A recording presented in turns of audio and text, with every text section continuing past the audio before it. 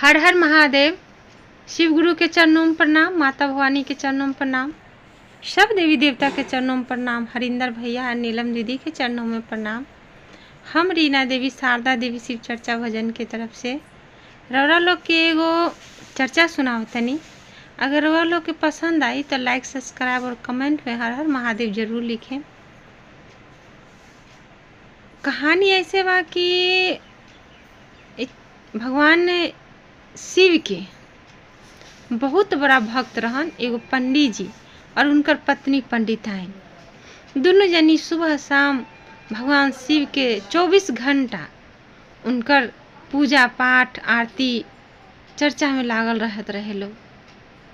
बहुत खुशी खुशी व्रत करत रहे लोग, पूजा करत रहे लोग। लेकिन उनका एक बात के दुख रहे। दुख ई बात के रहे कि उनका कोनो संतान ना रहे, जेकर कारण उनका अगल बगल वाला लोग, पड़ोसी, टोला मोहल्ला जितना भी लोग रहे, सब उनका सवेरे सवेरे उनका मुंह देखे से डरत रहे लोग। सब उनका कहते कि इतना बड़ा पंडिताइन है, आई इतना पूजा पाठ करेली शिव जी के, दोनों मर्द मेहरारू, पर इनका एगो संतान नहीं खे होत, ये बांझ बाड़ी। ये बात से पंडिताइन के बहुत दुख होत रहे। जब भी उनका दुख होए तो भगवान शिव के सामने बैठ के, अपना घर के मंदिर में शिव जी के सामने बैठ के बहुत रोत रही। कहत रही, हे बाबा, जे रौरा अगर जे कहवावत भी बानी तो रउए कहवावत नहीं। अगर एगो हमें संतान दे देती तो हमरा ये सब सुने के ना पड़ी। भगवान के करते करते एक दिन भगवान शिव के उनका पे दया आ गई। एक दिन दोनों पति पत्नी पूजा करते रहे, तभी भगवान शिव और माता पार्वती दोनों जनी इनका दर्शन देने जा कहले कि हे पंडित जी, रौरा का कष्ट बा, काहे इतना दुखी बनी, काहे दोनों जनी रोवतनी लोग। तो बोलनी कि प्रभु, रवा तो सब पता बा कि हमरा संतान नहीं खे, जेकर कारण पंडिताइन हमेशा दुखी रहत रही। इनका लोग बाझिन के नाम से पुकारता। अगर एगो संतान दे देती तो राउर बहुत बड़ा कृपा होत। भगवान शिव कहले कि अच्छा ठीक बा। भगवान शिव जब ध्यान लगैले तो देखत रहे कि अरे, इनका तो भाग्य में कोनो पुत्रे नहीं खे। लेकिन अब भगवान शिव माता जी से कहले कि हे पार्वती, इनका भाग्य में तो पुत्र है ही नहीं कि हम कहाँ से दें।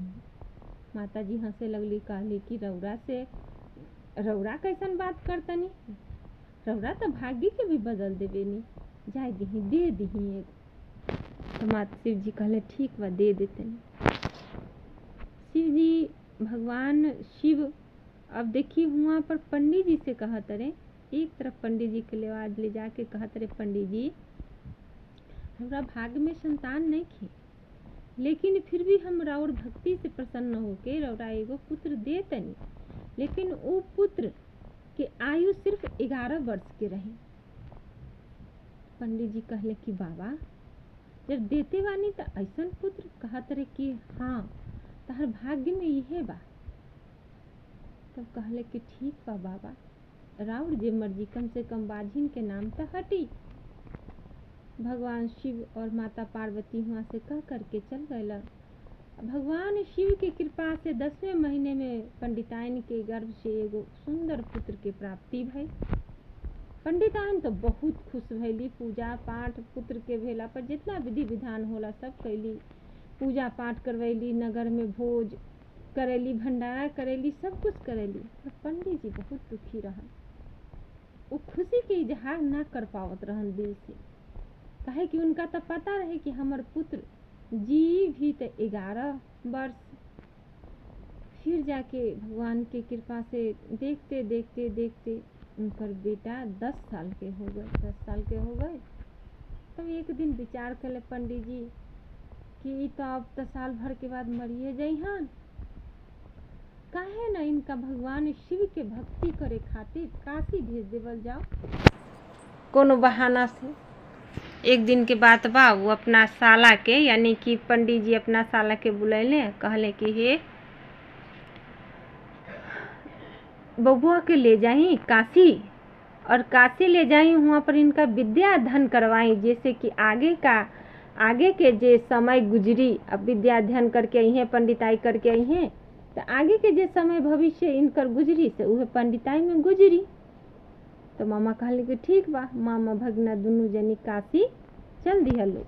लेकिन जाए से पहले पंडित जी इहो कहले कि हे शहर में तो रास्ता में तारा जे भी मंदिर मस्जिद मिले सब जगह पूजा कराते जइह, ओकर बाद से पंडित जी जो मिली उनका खिलाते जइह, सब कुछ अपना भगवान के भक्ति के साथ साथ दया दान सब करत जइह। कहले कि ठीक बा। दोनों मामा भगना हुआ से चल देलस लोग। जाते जाते रास्ता में काशी जब पहुँचे वाला रहन तो उससे पहले ही काशी नरेश के राजा जे रहन उनकर पुत्री के विवाह होत रहे। तब पुत्री के विवाह के लिए जे बारात आयल रहे उ लड़का राजकुमार जे रहन उ लड़का एक आँख से काना रहे। ई बात के पता राजा के ना रहे, काशी नरेश के राजा के ना रहे पता। अब जे राजा बारात लेके आयल रहन अपना बेटा के, उ अब सोचत रहे कि अगर हमर बेटा के शादी करे ले जाए तो राजा तो शादी तो हो ही ना। अब इहे बातचीत सब कोई चलते बा, तबे उ देखले कि अरे उनकर बारात जहाँ ठहरल रहे हुआ से ई दोनों मामा भगिना जात रहे लोग। तब राजा कहले कि अरे इतना सुंदर बालक, काहे ना हमनी के यह बालक के लिया के अब सारा काम करवा दिया जाओ, शादी ब्याह करा दिया जाओ। मंत्री जी कहले कि ठीक बा। मंत्री जी बुला के ले लड़का के मामा के। कहले कि अगर हम कुछ पैसा देम त का रौरा अपना भगिना के शादी, यहाँ के जे राजकुमारी से हमर बेटा के शादी होखे वाला बा, का रौरा शादी करवा देम। वो कहले कि ना ऐसे कैसे हो सकता। वो कहले कि हम तहरा तू जितना पैसा मांगबो हम देम। वो भी उनकर मामा सोचले कि चलो आगे जाए खातिर तब धन के आवश्यकता बढ़ले बा, चलो करा दे तनी। ऐसा सोच के अपन भगिना के काशी नरेश के पुत्री से शादी करवा देले। आगे बढ़ गए, शादी करवा देले। तो जब सवेर में जाए लगले, पंडित जी के लड़का जब काशी जाए लगले तो राजकुमारी के चुंदरी के पल्ला पे लिख गए कि हे राजकुमारी, तहार शादी हमरा से भइल बा, हम जातानी काशी पढ़े खातिर। आ जे लड़का तहरा से शादी करे आयल रहे, जे राजकुमार तहरा से शादी करे आयल रहे, उ एक आँख से काना बा। कह के लिख के वहाँ से चल गए। भगवान शिव गुरु की कृपा से जब वो काशी पहुँचले तो हुआ कोनो आश्रम में रहे लगले। हुआ दिन रात यज्ञ करस, पूजा पाठ, शिव जी बाबा विश्वनाथ के पूजा पाठ करे लगले, आरती करे लगले। भगवान के 24 घंटा ध्यान में ही रहस। एक दिन के बात बा कि जब पूर्णिमा आयल तो उहे दिन उनकर 11 वर्ष पूरा होत रहे। वो दिन जब पूरा हो गए, भगवान शिव वहाँ पर भगवान उनकर जब 12 बज गए रात, तो उनकर प्राण छूट गए। तो उनकर मामा देखले कि अरे अब तो हमर भगिना मर गई, अब हम का करी। और बेचारा कुछ ना कर पहले, खूब जोर जोर से रोए लगले, चिल्ला के रोए लगले। रोए के आवाज़ उहे समय भगवान शिव और माता पार्वती उधर से ही होके जात रहन। तब माता जी कहली शिव जी से कि हे स्वामी, पता न कि इतना रात के इतना जोर जोर से रोता। तो शिव जी कहले कि पार्वती, ये मृत्यु भुवन है, यहाँ पर लाभ हानि जीवन मरण सब लागल रहेला, तू इस सब पर ध्यान मत द, तू चला। कहले कि ना प्रभु, हम केहू के रोवत इतना चित्कार करके रोवत हम नहीं देख सकत, रौरा एकरा पे कृपा करी। तो शिव जी कहले कि ना पार्वती, तू चल, इस सब पर ध्यान मत द। तो माता जी बहुत आग्रह कर ले कि जाए दी, एकरा के दे दी, एकरा के प्राण लौटा दी, स्वामी हमर बात मानी। शिव जी कहले कि ठीक बा। शिव जी माता पार्वती जी के मान कैले और उनका जीवित कर देले। भगवान शिव की कृपा देखी यहाँ पर कितना भाई। भगवान शिव पे जे विश्वास रखेला ओकर बात बिगड़ते बिगड़ते बन जाला। ई बात के हमहू मानेनी, काहे कि हमरो साथे ऐसन ऐसन कितना घटना होला जे बिगड़ते बिगड़ते हमार बात बन जाला। ई शिव गुरु की कृपा है, दया है उनकर। तो भगवान की कृपा से हियाँ से जब वो जीवित हो गए तो अब मामू भैगना हुआ से गांव की ओर चल देले। जब चल देले तो जब काशी नरेश के पुत्री जब काशी राजा के दरवाजा से जात रहे तो उस समय काशी नरेश के जे पुत्री रहली वो दिन भर अपन पति के इंतजार करत रहली छत पर खड़ा होके। सब दिन जहिया से छोड़ के गल रहन तो देखले छत पर से कि अरे वो तो उहे मामा भगना लागता जाता लो। दौड़ के छत से नीचे अली, कहली देखली तो कहली अरे ये तो वह लड़का बा जिकरा से हमार शादी भइल रहे। गोड़ पर गिर गली, कहली कि हे स्वामी रउआ हमरा छोड़ के कहाँ चल गल रही है, कहाँ जाता नहीं। तो वो बतले कि देखा हमरा से तहार शादी ना भइल, वो तो हम पैसा लेके शादी कैले रही। वो कहले रउआ कुछ लेके कैले रही, हम राउर पत्नी है, हम रउरा दिल से अपना पति मानतानी, इहे चलते राउर हमर पति है, हम राउर पत्नी है, और वह जहाँ जाएम तहाँ हम चले। कहले कि ठीक बा, हम तो एगो ब्राह्मण पुत्र हैं, हम यहाँ काशी आयल रही विद्या प्राप्ति करे, विद्या प्राप्ति कर लेनी, अब हम जातानी अपना घरे। तो राजा जब देखले, राजा कहले कि हे पुत्र हमर बेटी के स्वीकार करी, एकरा बदला में हम रउआ धन दौलत जे रउरा मांगे हम दे।